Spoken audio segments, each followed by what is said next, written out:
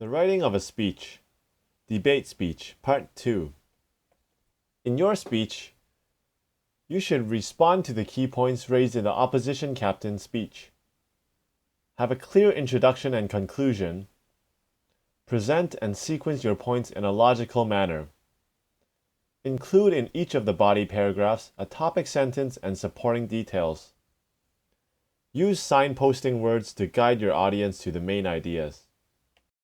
Motion. It should be illegal to tame wild animals as pets. Text A. Below is the opposition captain's speech. However, some words are missing. Complete the text using the most suitable words. Pause the video now and press play again after you've filled in the suitable words.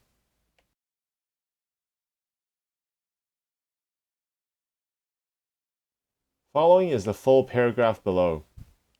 Ladies and gentlemen, my opponent has identified 2 real problems and 1 false one. The first and second problems can be resolved by other means, and the last does not really exist.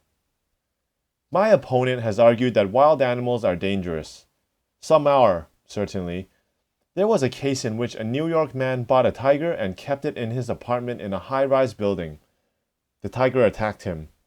Yet, this case does not show that no wild animal should ever be tamed. What about rabbits, guinea pigs, mice? These are examples of wild animals that can be tamed by human beings. These once wild animals become our friends for many, many years.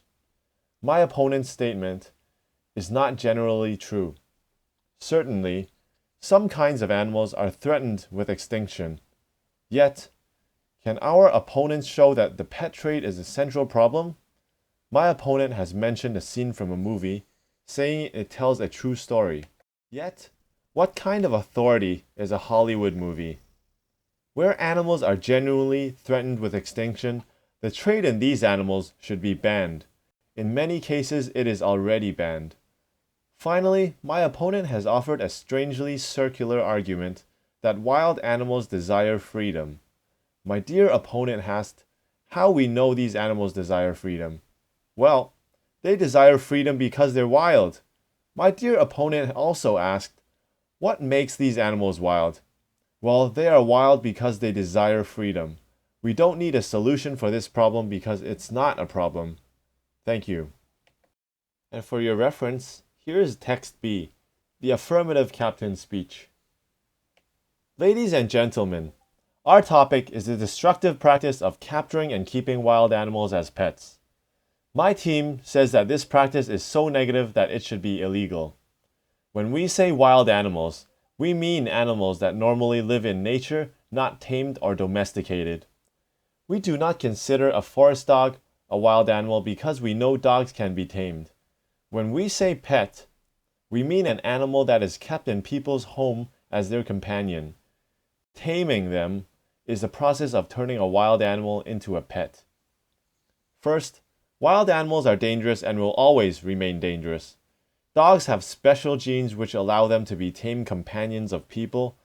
Having no such genes, a chimpanzee may be a pleasant companion for a while, but can always become wild again. Second, the capture of wild animals is a major problem for the preservation of wildlife.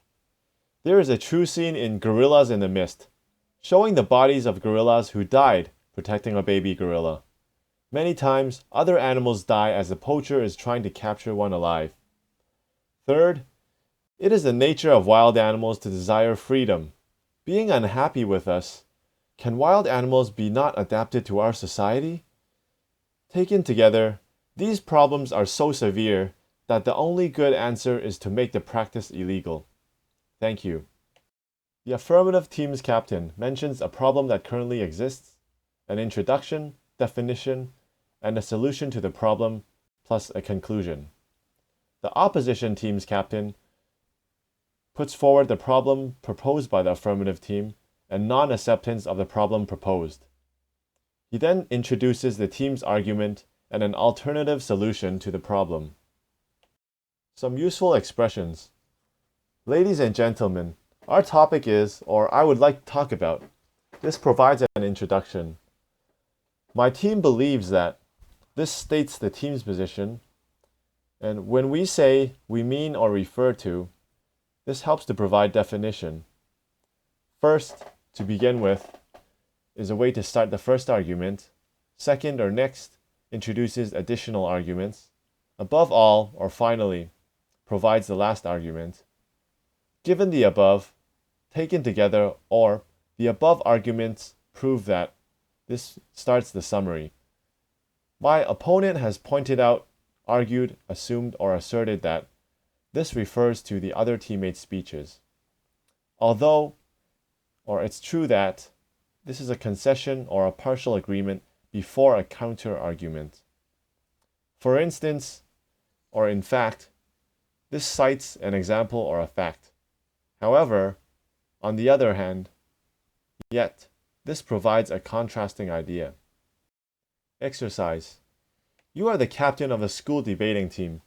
Your team is going to join a debate competition. To prepare your arguments, you have to write a speech for or against the motion.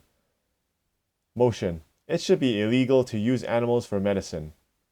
Rearrange the following statements to make the speech sound logical.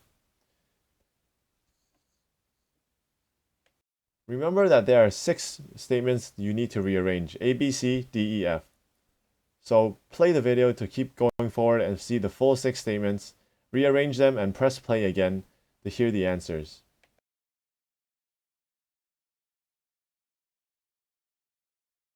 Answers: B, A, D, E, C, F. Ladies and gentlemen, the motion today is, it should be illegal to use animals for medicine.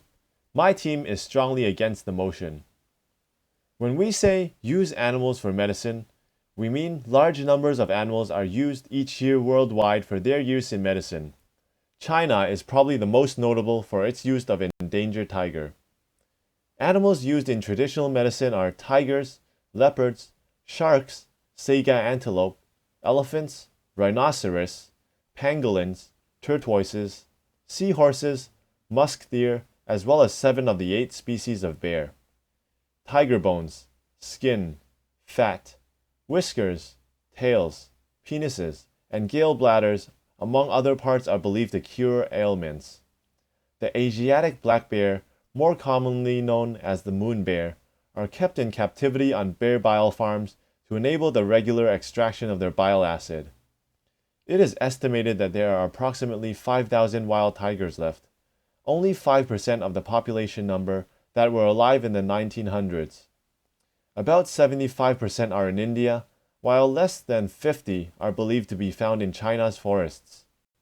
The United States is home to some 10,000 captive tigers, owned by zoos, sanctuaries, and private individuals. And this is the end of today's lesson. I'll talk to you next time. Bye-bye.